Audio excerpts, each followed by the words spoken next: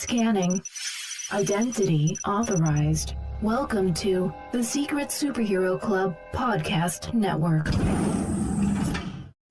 In journeys, there are always surprises. Things never go as you plan. But something incredible happened. Now, we're taking care of someone new. There are reports of shadows in the clouds. Dragons flying high above the towns of Catullus. And Sunfire elves are gathering near the border. An invasion is imminent. We must be prepared to fight. Our top priority must be finding the princes. Dark forces are pursuing you. Nobody likes dark forces.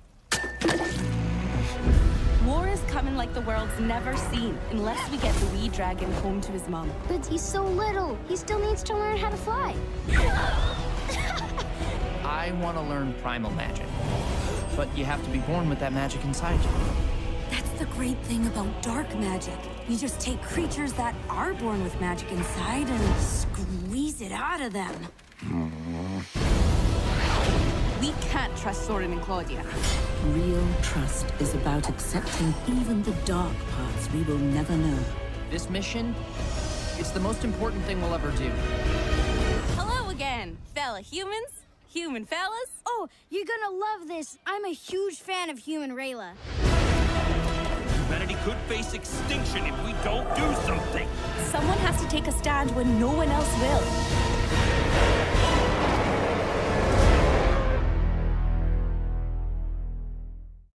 Welcome, everybody, to the Animation Station Podcast, episode 146. My name is Josh, and today I am joined by two very special guests, Mist and McKenzie. How's it going, guys? I'm good, thank you. Yeah, it's going good.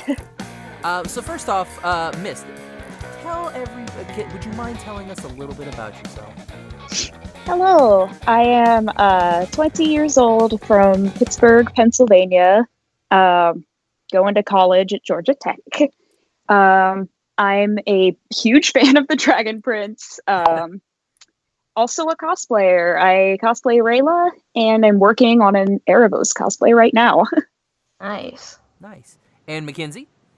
Yeah, my name's McKenzie Atwood. I also go to Georgia Tech, which we just found out a minute ago that we both go here. But I live in Atlanta. I work at Cartoon Network and host the Steven Universe podcast that they do.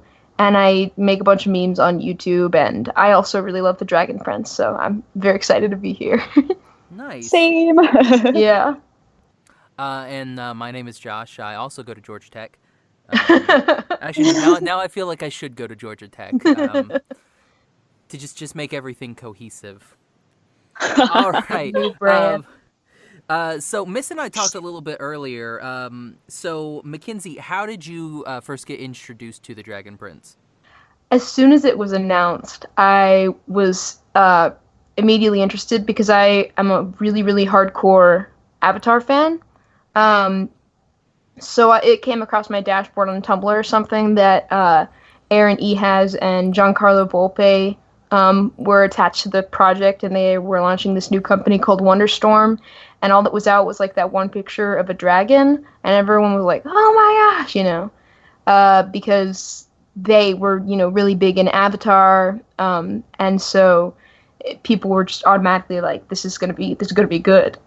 And it was. So, I just sort of followed it as stuff got announced, and then now every time a new season is dropped, I just binge the whole thing in a day with my friend Will.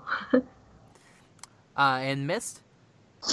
I heard of it when my friend found out about it, and he said, hey, if you love Avatar, you'll love this. And back then there was just a bunch of memes, a picture of Harrow T-posing. It was pretty great. I watched it all in a day, loved it. Nice. Yeah, and same. I was a fan of Giancarlo Volpe, just kind of coming off of Avatar and Star and everything like that. And then, I saw that he was going to be doing a new series, so it's like, oh, well, I mean, if Giancarlo Volpe's in it. I mean, it's gonna be fine. It'll be great. So it got me hooked, and like from the first episode, I was like, okay, I know I'm gonna dig this. And frame rate issues aside, I thoroughly enjoyed that first season. Mm-hmm. Oh yeah. Yeah, it definitely, it felt like they were trying to get their footing at some points, just like with some of the humor and stuff. But like that's just to be expected for any first season of any show, and I absolutely loved it, especially when I got into it and like halfway through the season, it surprises me at every turn, honestly. And season 2 just built on all of that, I feel like too. So I was a big fan.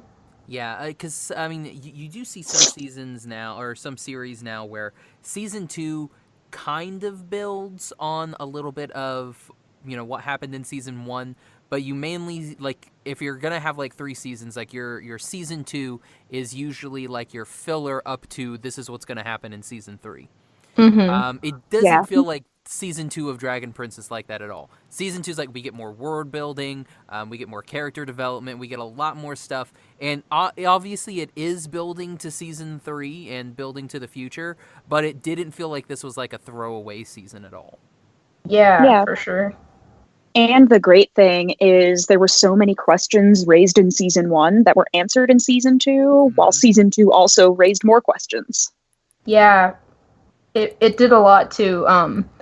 I found really satisfying about this season was the way that they handled Callum getting his powers. I really loved that whole arc. I just felt like they did it really well in a way that it didn't feel like a cop-out for him to get the power, even though it was supposed to be something reserved for only like non-humans. I don't know. I really liked how they handled that. Yeah. I mean, because we got to make Jack Desene, we have to make him Avatar. He got to do nothing. He got to do nothing in, The Last Airbender. So now we're like, okay, well, maybe we just make him the Avatar now. Yeah, I was wondering if that was like a conversation that they'd had. We were like, Jack Desena, do you want to come be on their show? And he was like, okay, but this time I get to be the Airbender. And they're like, yeah, all right, we'll make it happen. Then in season 1, they're like, oh yeah, you broke that. You can't be an airbender anymore. It's like, man, I wanted to be an airbender. Yeah. We'll figure it out. But yeah, no, I liked it because, like, I don't know. I mean, the way that they set it up, I find like a lot of the times that, like it's kind of it's a common trope to have a character like, told, oh, there's no way you can do this. And then they sort of break through that limit somehow. And sometimes it's kind of aggravating when that trope is done just because you're like, it feels like a cop-out, or it feels like they're cheating the rules, Mm-hmm. But it didn't feel like that here. It felt like he really, despite people telling him like it wasn't a possibility for him to have that connection and use primal magic, he sort of just found a way outside of that. He was like, well, I wasn't born with the connection, but that doesn't mean I can't have it, technically, right? And he found a way that made sense within the laws of the established universe, and I found that really satisfying. Agreed. Yeah, he made his own connection instead of being born with it, which is impressive. Exactly. Yeah. He was definitely not a. He's basically using Maybelline, because he's not born with it.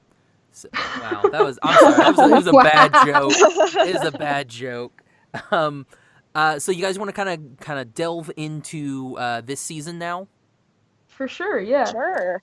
We've got my goodness, we have to me, I think we really have 3 main plots this season, and then we have some subplots. Like our 3 main plots, we have the Soren and Claudia doing all their thing, being whatever, trying to bring the princes back, but then getting a little dark, and then we have something that, happens to Soren. Then we have our Team Avatar, or Team Callum over here. Dragging. Yes. Oh, I like it. Yeah, Team Dragon, doing their little thing, trying to get new baby dragon to back to its mom. And then we've got what Viren's doing. Mm-hmm. And his whole little, and everything kind of him trying to take power and everything, and it just nothing working out for him. Nothing is working out for him this season. Things start looking good, and then everything kind of tumbles down and collapses around him. Mm-hmm. Mm-hmm. So, that being said, like, what were your thoughts on? We'll start with Mist. What were some of your thoughts on some of the way, like, some of the paths that we went along this season? So even though there were 3 separate paths, as he said, they did feel connected in some way. Like Soren and Claudia's story converged with the dragon team. Mm-hmm.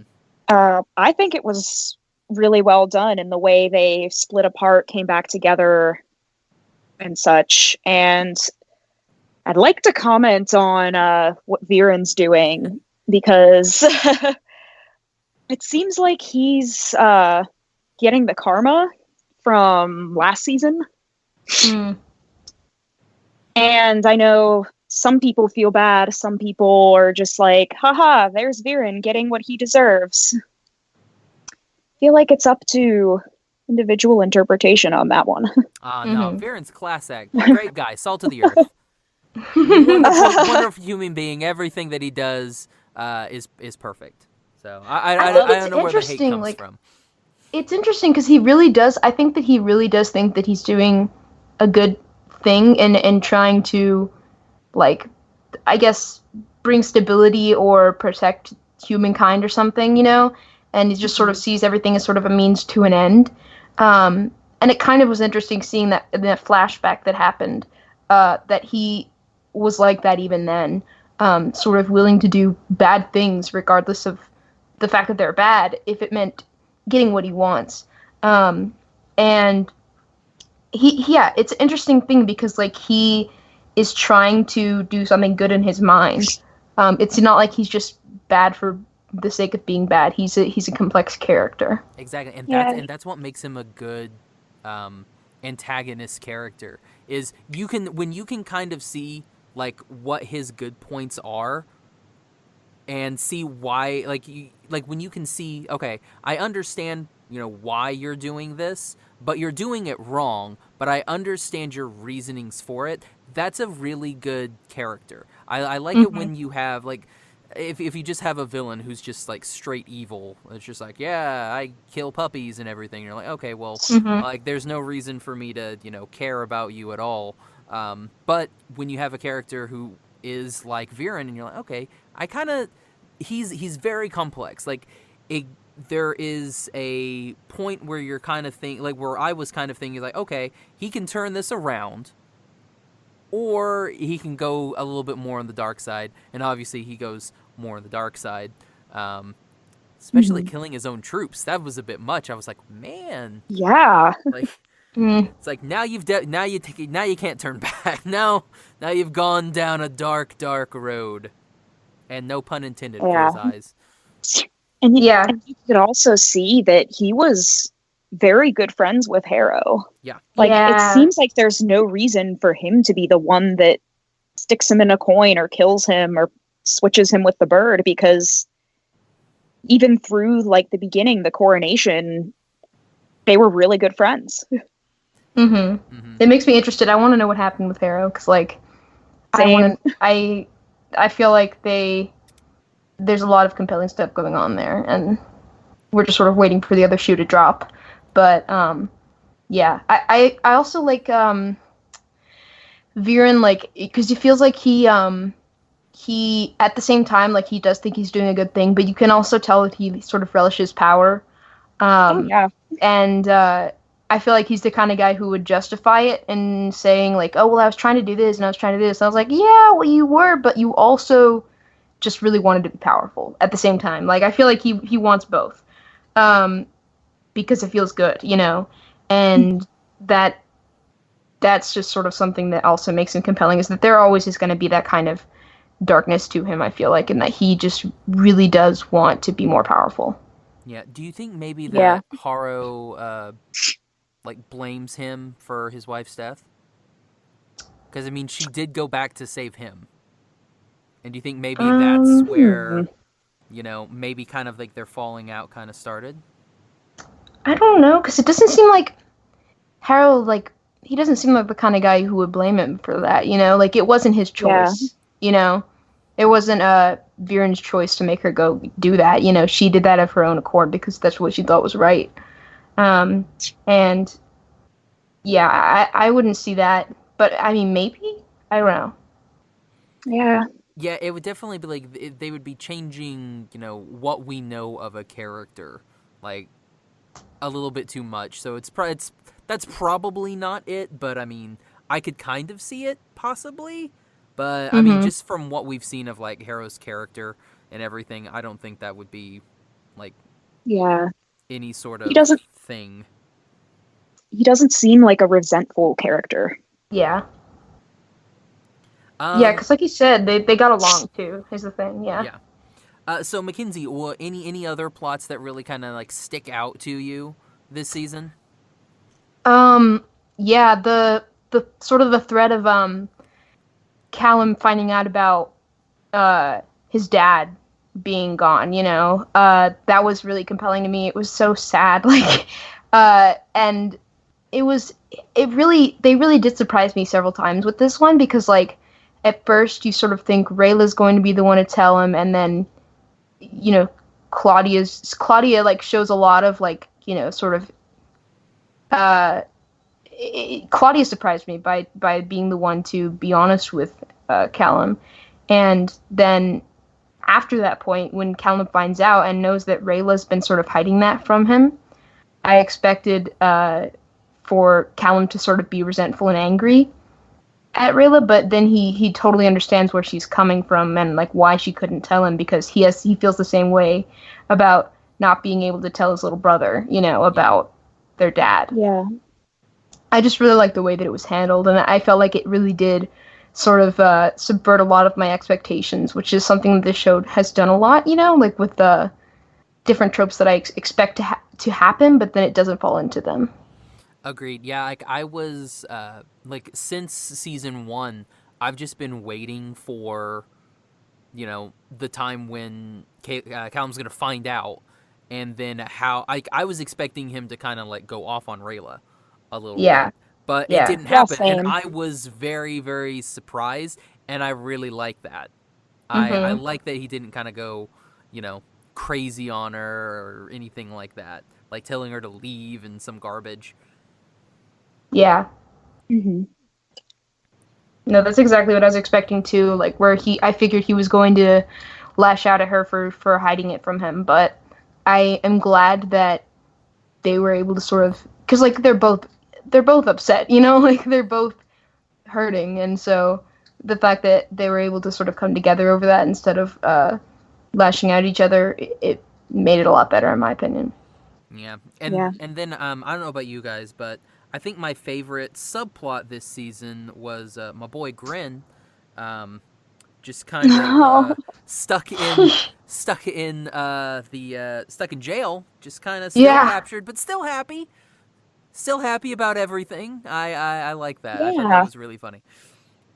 He's chained up, not chained down. That's the kind of attitude I need in my life, you know, like, just when you're chained up in a dungeon. Need a friend like Grin, who's gonna just be like, hey, it's, you know, turn that frown upside down. Just, you know, like, let me do a handstand in these chains and see I'll be smiling. I was expecting, talking about the dungeon, I was expecting, it's Runan, right? Is the guy? Yeah. Yeah, I was expecting Runan to come back this season. I really expected it to happen, but he didn't. Yeah, and so I'm sort of like, it's interesting that they're, I mean, literally keeping that in their pocket because, you know, he's in a coin. And it's interesting to see, I'm wondering how they're going to sort of, how that's going to play into things in the future. Yeah. There's part of me that kind of hopes that, you know, Grin kind of, you know, does a little bit of stuff in season 3. Because, I mean, like, we got him for 1 episode, which I liked.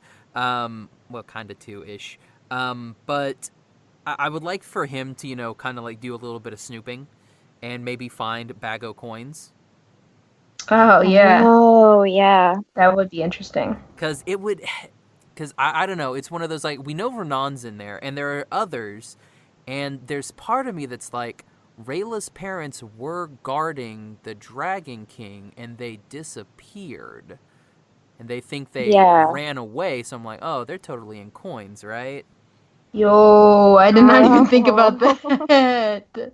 I was even thinking at one point, what if Runan saw Rayla's parents in the coins? I would not be surprised if he did. And that was one of the reasons why he was like, le gasp. Uh-huh. That would be nuts. I'm just thinking about the implications of that right now. It would be crazy. It would be crazy. But I would love to see it. I would love to see it happen. Yeah. Because, I mean, that's like Rayla's biggest chip on her shoulders right now. Mm-hmm. She's got a lot, I feel like. Yeah. I don't know. I didn't really even think about her parents. Like, it seems like I mean, that definitely probably weighs on her. But she has a lot going on, you know? She does, yeah. Like, I don't think that her parents coming back would, like, be a resolution to her whole character, you know? Oh, no. But I think it would be something where... I think it would be something kind of cool to be like, oh, no, yeah, they're in these coins, too. And maybe... I don't know what they would do.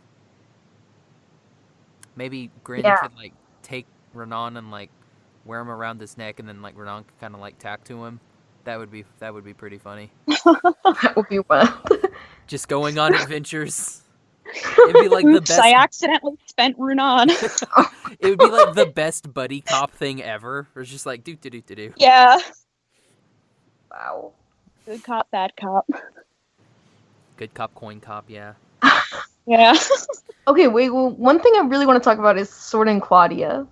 Because I just like this whole season. Like I was like just shook by them at every turn. I did not know how to feel, and it was so good. Like. They, like, I found myself arguing with my friend. I was like, which one of them is going to be the really evil one, you know? And my friend was like, I bet it's going to be Soren. I was like, no. Because, you know, like, Soren was the one who was more, you know, trying to, you know, kill Ezra in this season or whatever, and, like, on the zip line. Yeah, he did do a whole zip line thing. But, like, yeah. So, like, my argument was, like, I think it's going to be Claudia that's, like, the more dangerous one because, like, Soren is sort of just dumb, you know? Like, he's sort of being manipulated. Yeah. But he doesn't really seem like a bad guy, you know? Claudia's not a bad person either. It's not what I'm saying. But, like, it just seems like she's more willing to do questionable things to get the result she wants. And, you know, like, when Soren got hurt, like, she... kind of went off the rails, and like it scared me. Like, that's, you know, I was sort of like, no, this is like I can see her being very dangerous in the future, and like be taking on the role of like a real antagonist, like, honestly. And it would be really compelling because she's such an interesting and cool and powerful character, you know? Yeah. I mean, she's very much like her dad. Yeah. Like, when she started kind of doing a lot more, like, the dark magic-y stuff, and when she killed Bambi and everything, I was like, yeah, she's definitely, you know, doing this, like, she's in this dark magic. So it's like, there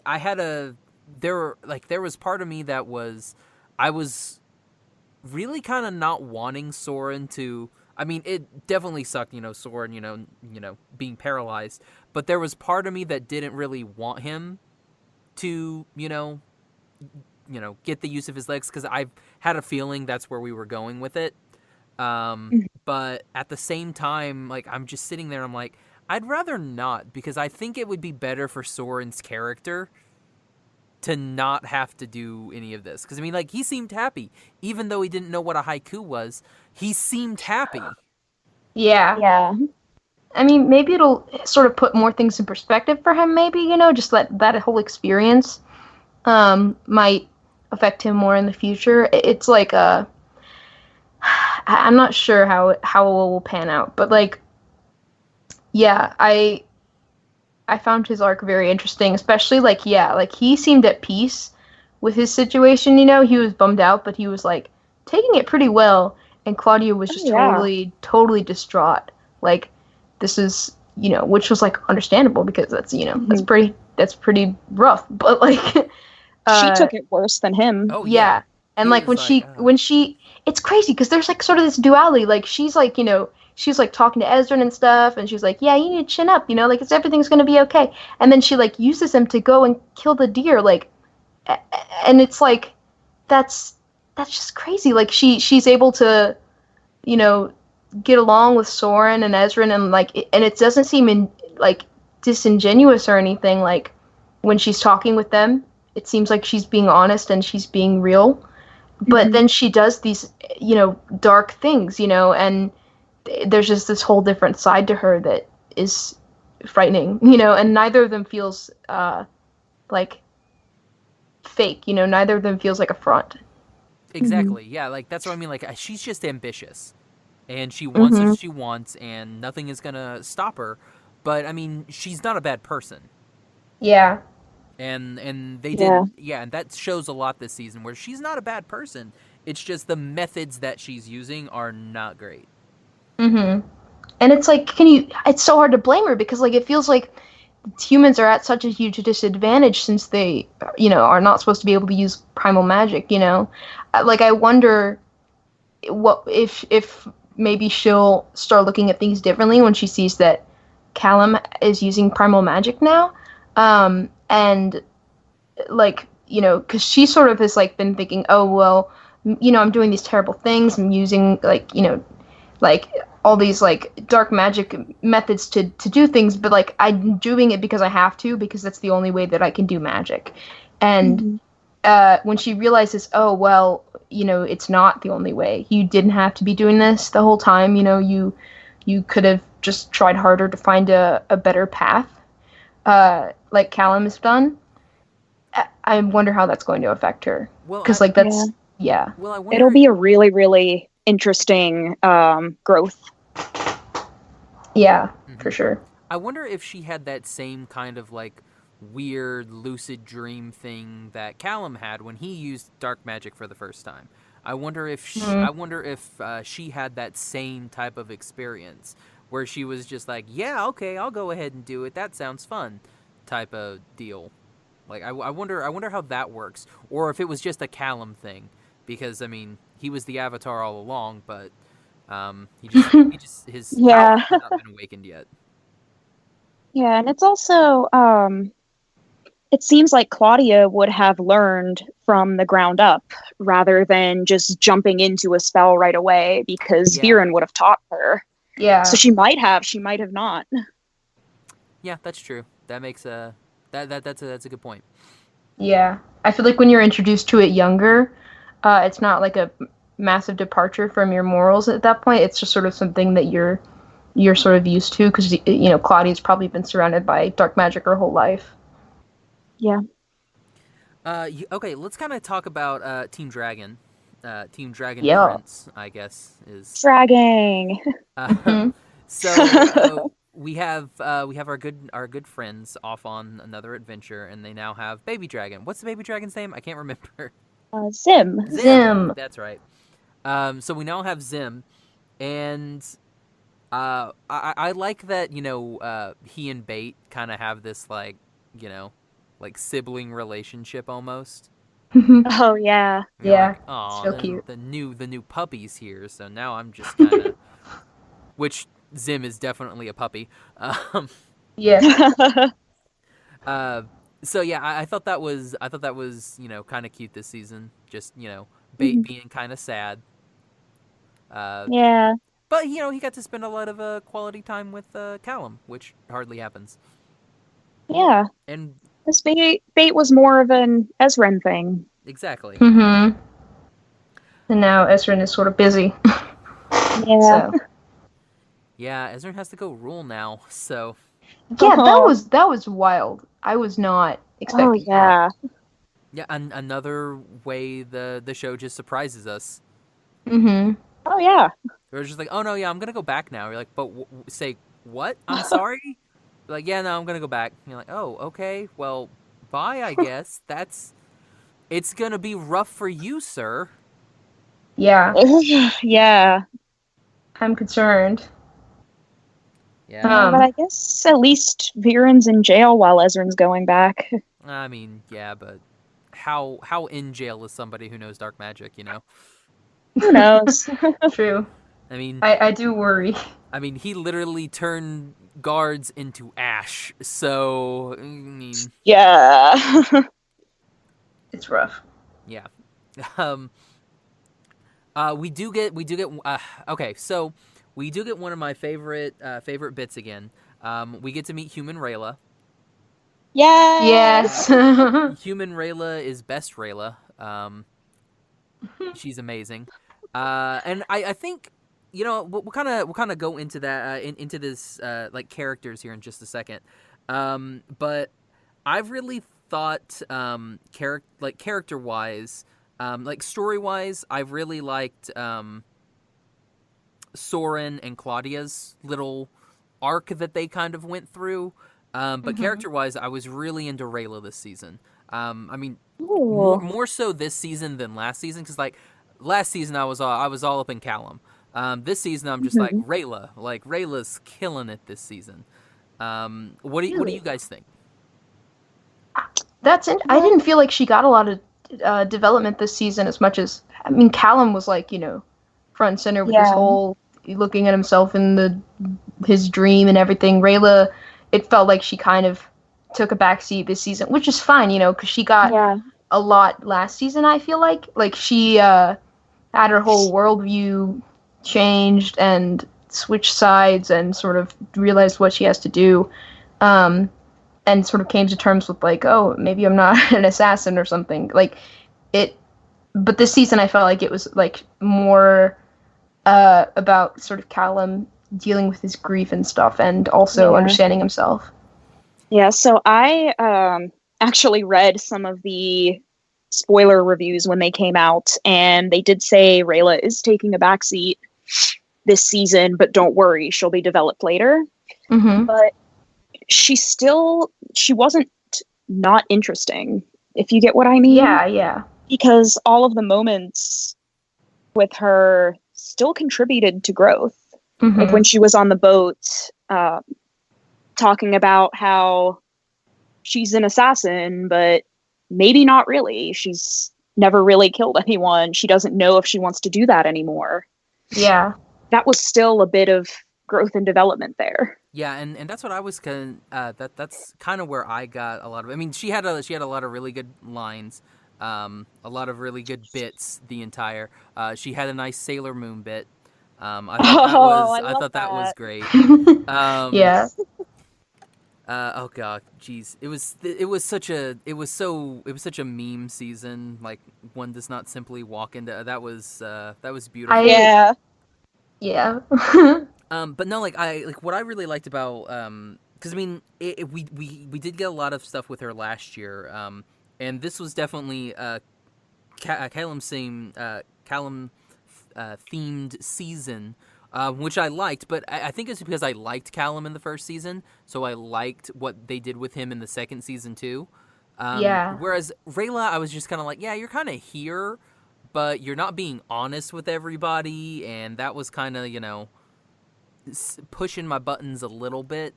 But then in this season, you know, like everything's out. She's like, oh yeah, no, everything kind of comes out, and then she just it seems like her character kind of like does a 180, where she's like, okay, I'm gonna protect, but now I don't want to be this assassin anymore. I think I want to protect these, you know, the dragons and everything like that. I want to be this protector of nature instead of like a classic wood elf would do. If my wonderful D&D player's handbook has anything to say about it.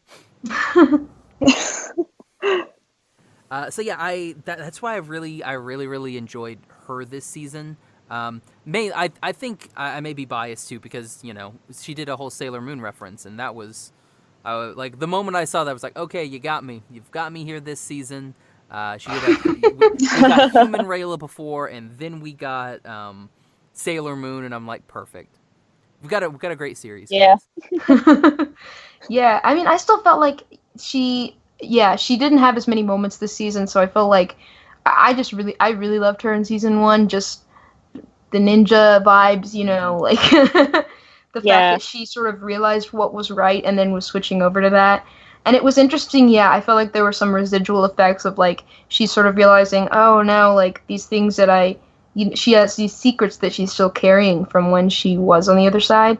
And, you know, like, about their dad being gone and, like, all of that. And so it was interesting that she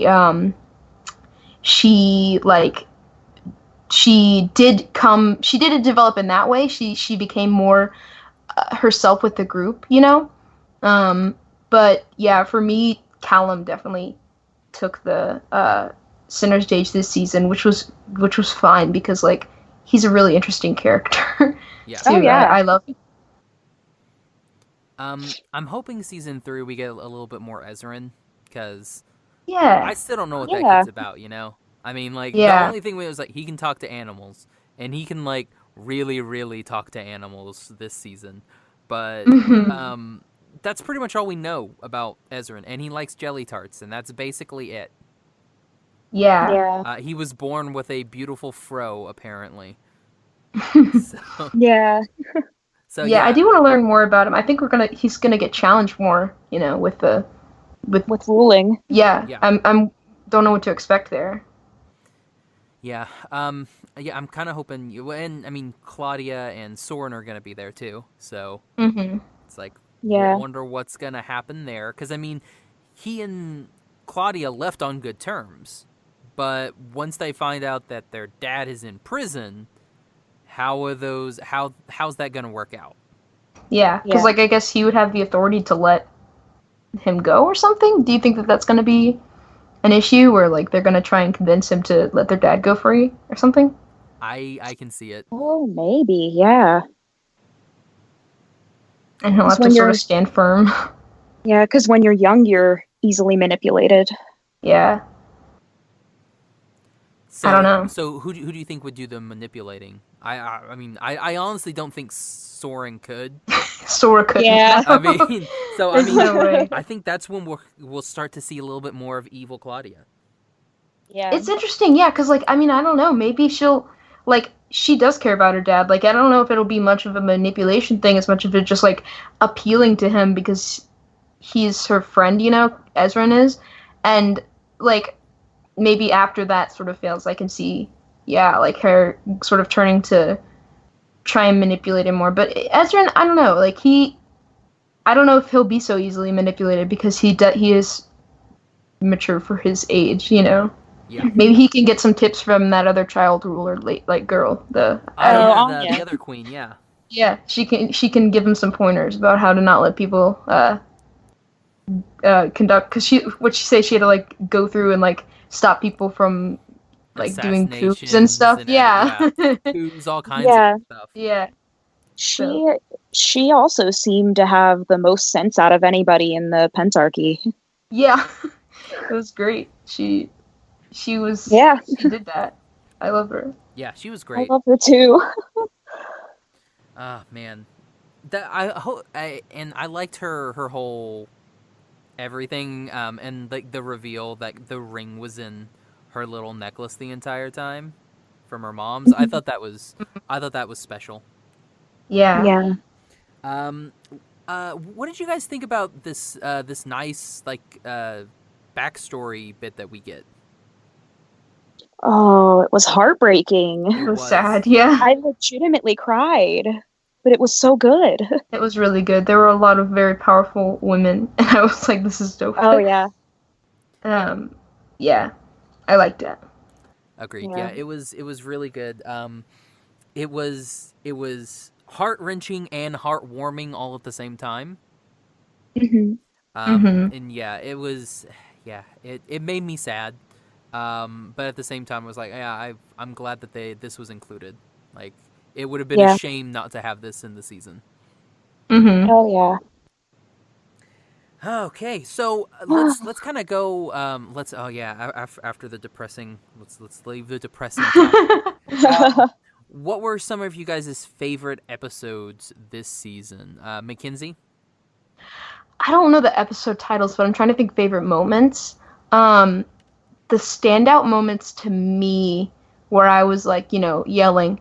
Probably when Callum does Aspero for the first time. It's pretty basic, but I was like, oh my gosh, and because I was like, at this point, I don't know what's gonna happen because this show keeps surprising me. So, the fact that he was able to do primal magic on his own after that whole struggle, after, oh my god, that scene where he was looking at his evil self and there was the cube, I was losing my mind. That entire sequence was stunning, and like you could tell they really balled out on the animation and like just did it so. It was just so well executed. That entire scene really was the highlight of the season for me. Yeah. Nice. For me, I can think of two, and that was the whole, I don't know if I'd call it like the dream scene, where Callum had done dark magic and had sort of slipped down into a coma. And that whole thing of choosing. Yeah. Like, would he choose dark magic? Would he choose primal magic? It's like choosing your own destiny, where he says, like, destiny is a book you write yourself. And another thing within that is Sarai telling him to just breathe.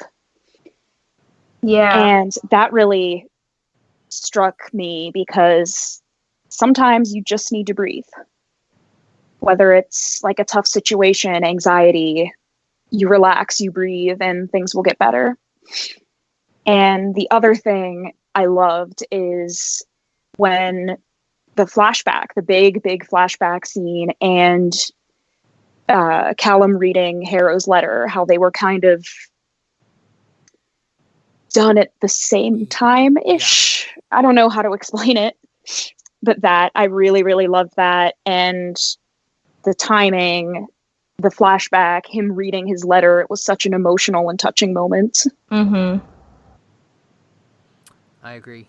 Yeah, that whole entire the dream sequence with Callum is fantastic. It's still really early in the year, but I mean, probably one of my favorite animated sequences so far. Yeah. Because it's so well done. It's really good. It makes you think. It's animated beautifully. It's acted beautifully.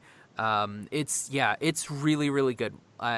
Definitely my top scene of this season. Then I don't know. I would probably say, oh man, I really liked the flashback, and I really liked the dragon attacking the town.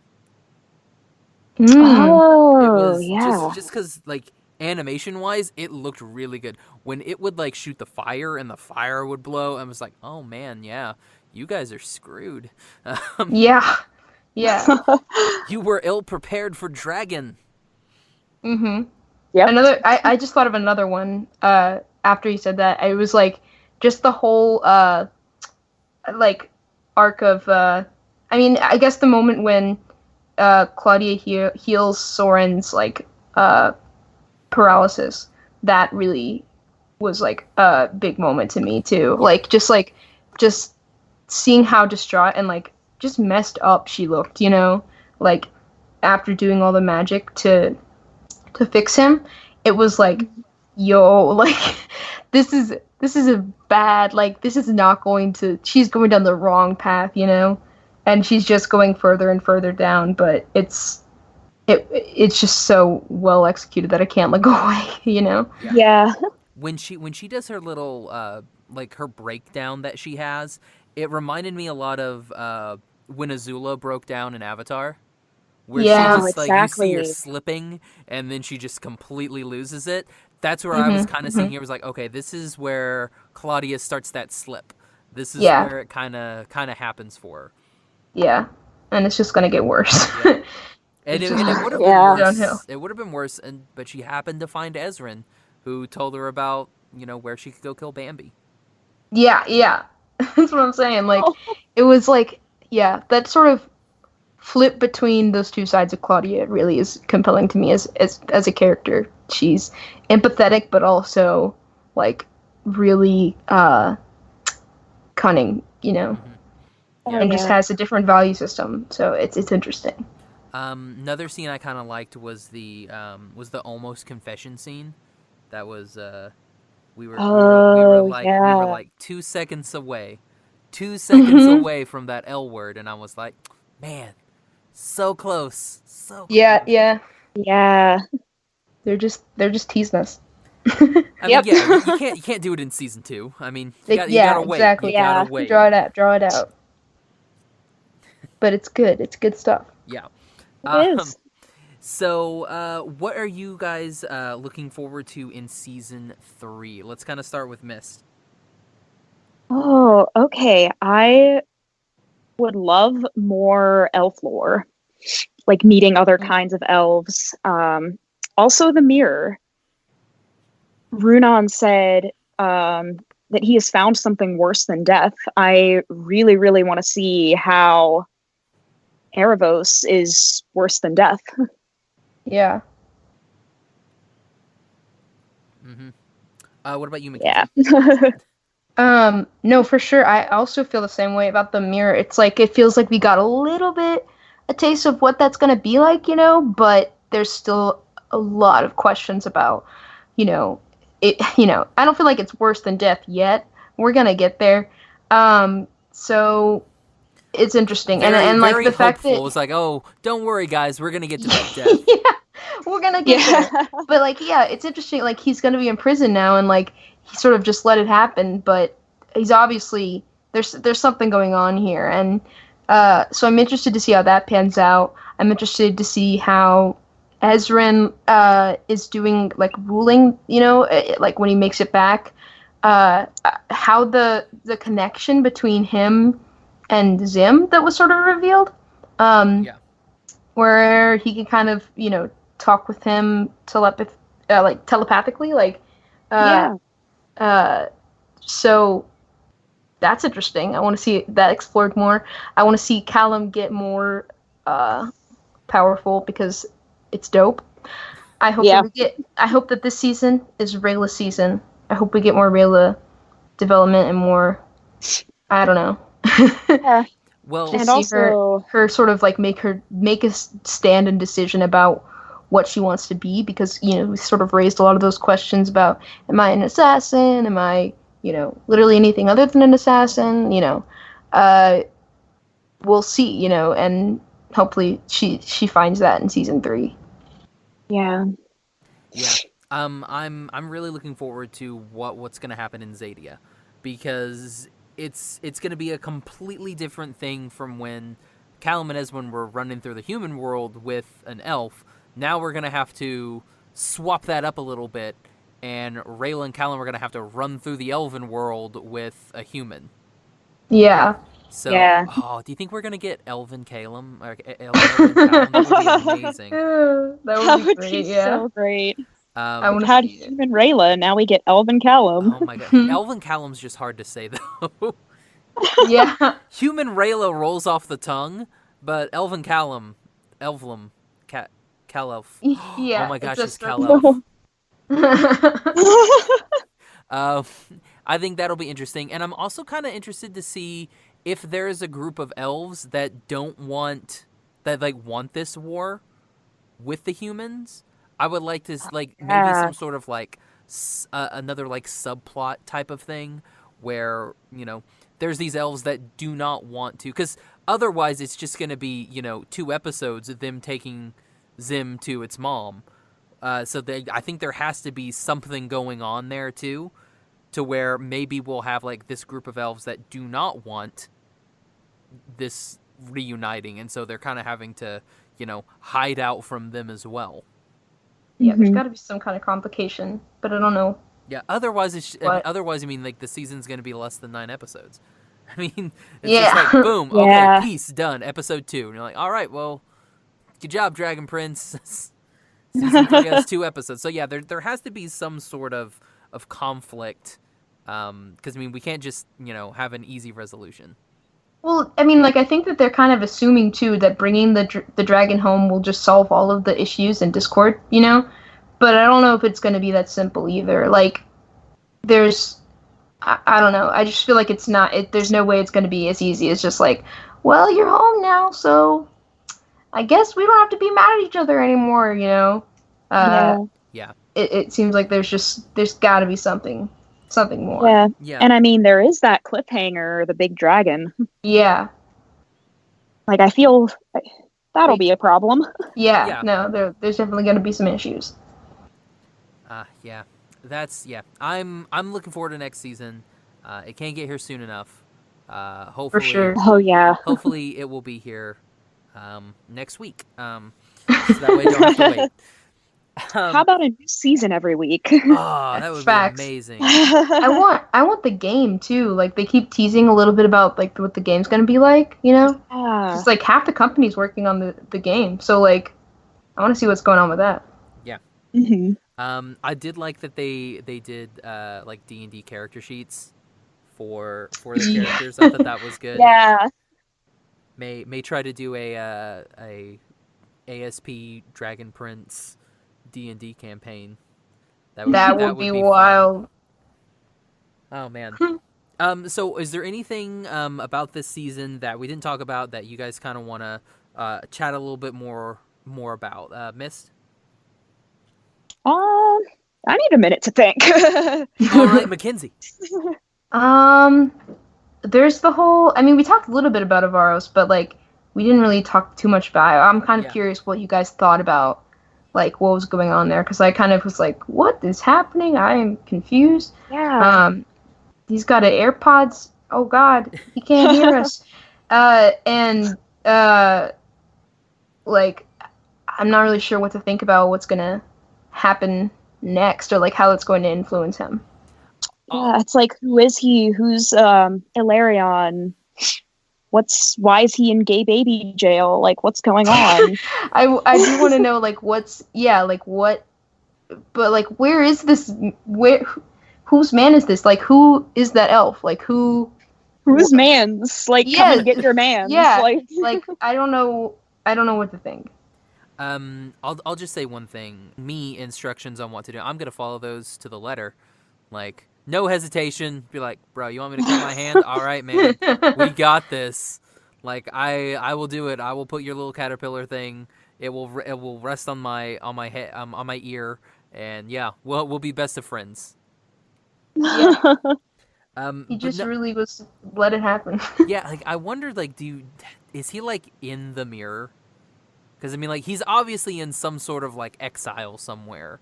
But, like, has he been, like, magically exiled to the mirror? It was interesting, too, because, like, he acted like he couldn't see him at first, you know? Like, he acted like he couldn't see Viren at first. Do you remember that? Yeah. Oh, Viren thought, oh, yeah, he was just there. He was just being a dick. And I he guess. Was just like, I'll show this human.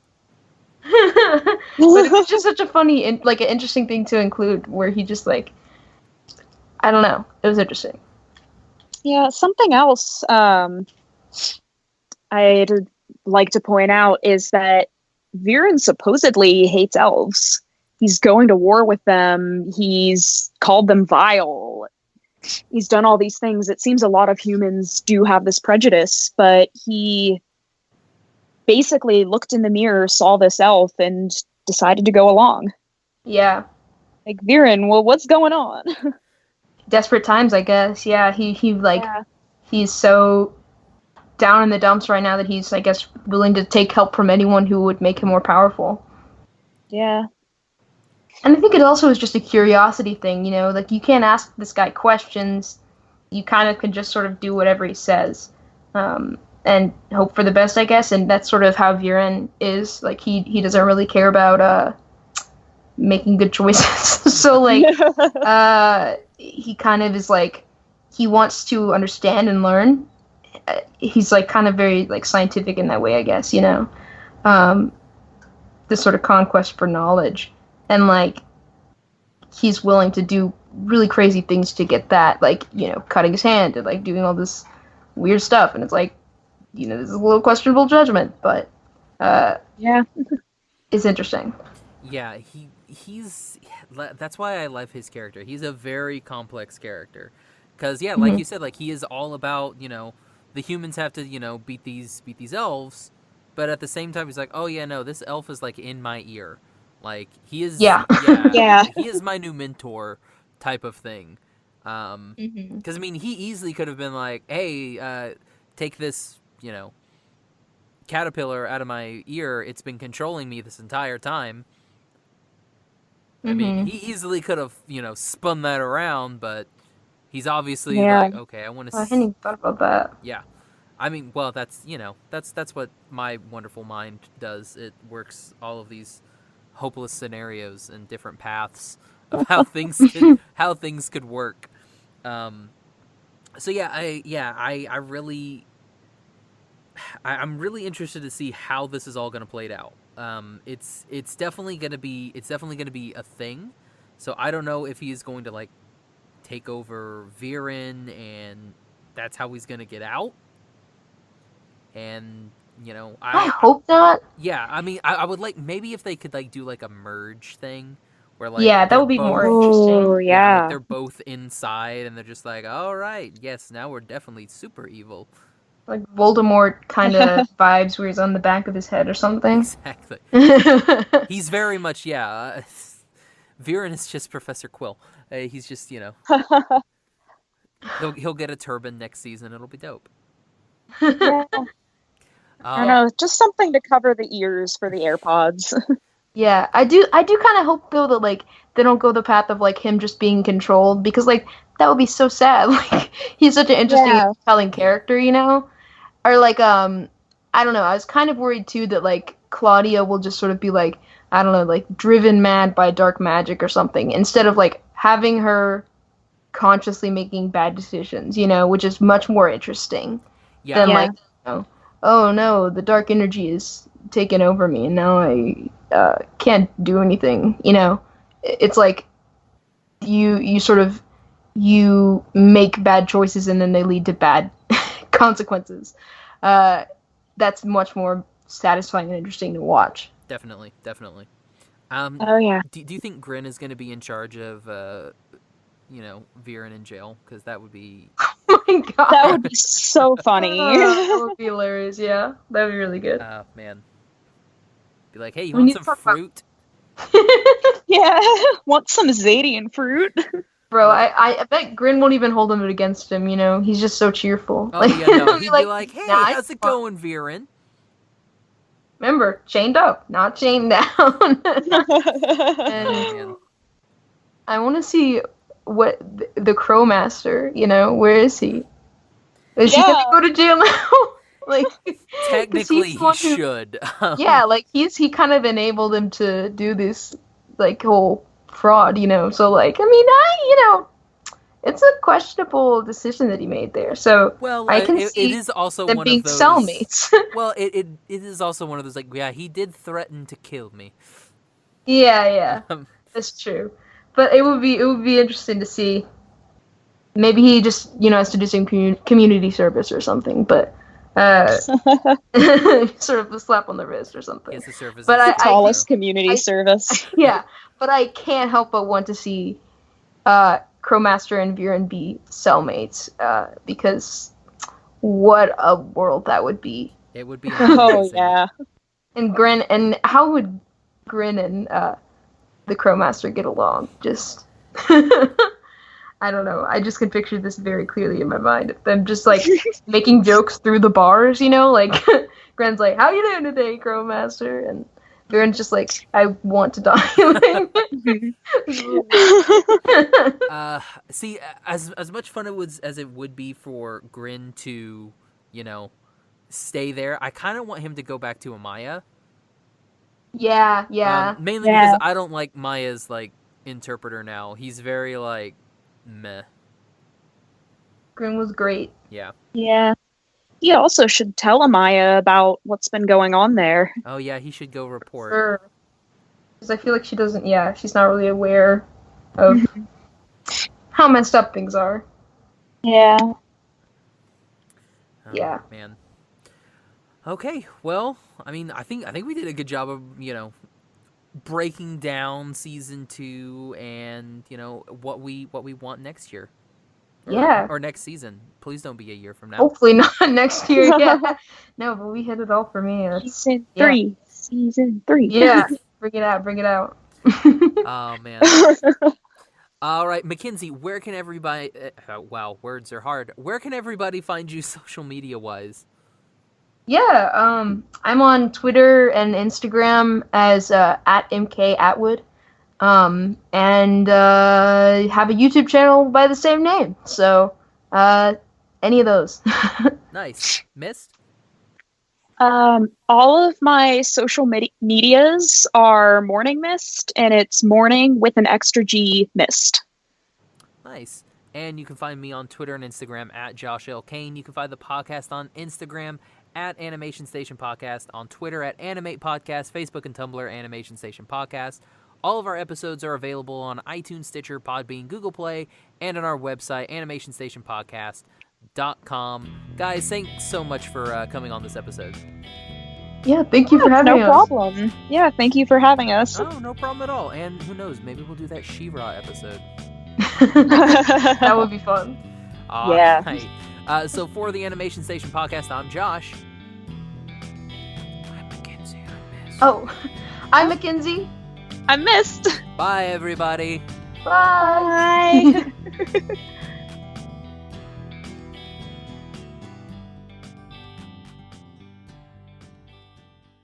Bye.